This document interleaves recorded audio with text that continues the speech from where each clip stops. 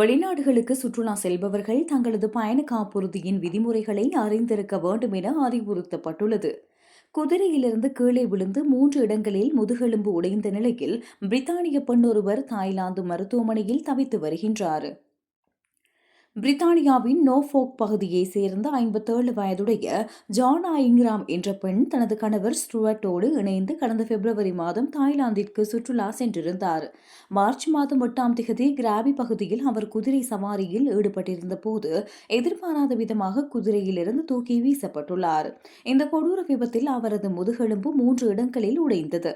தான் மீண்டும் நடப்பேனா என்ற அச்சத்தில் இருந்த ஜானாவிற்கு தாய்லாந்து மருத்துவர்கள் அவசர முதுகுத்தண்டு அறுவை சிகிச்சையை மேற்கொண்டு அவரது முதுகில் 7 திருகுகளை பொருத்தி அவரது உயிரை காப்பாற்றியுள்ளனர். தற்போது அவர் மெல்ல நடக்க தொடங்கியுள்ளார். எனினும் இவர்களது காப்புறுதி நிறுவனமான ஜார்னி இந்த மருத்துவ செலவுகளை ஏற்க மறுத்துவிட்டது.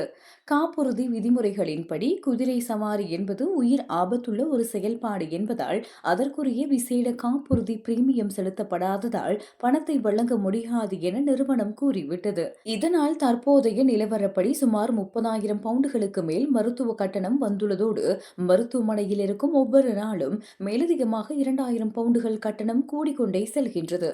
இதுகுறித்து பாதிக்கப்பட்ட ஜவன்னா கூறுகையில், எங்கள் காப்புறுதி நிறுவனம் பணத்தை தர மறுத்துவிட்டது. குதிரை சவாரி அதிக ஆபத்து நிறைந்த ஒன்று என்பது எனக்கு தெரிந்திருக்கவில்லை. எங்களது சொந்த பணத்திலிருந்தே அனைத்தையும் செலுத்தி வருகின்றோம். கடன் நாளுக்கு நாள் ஏறிக்கொண்டே போவது எங்களுக்கு பயத்தை தருகின்றது என கண்ணீரோடு தெரிவித்துள்ளார்.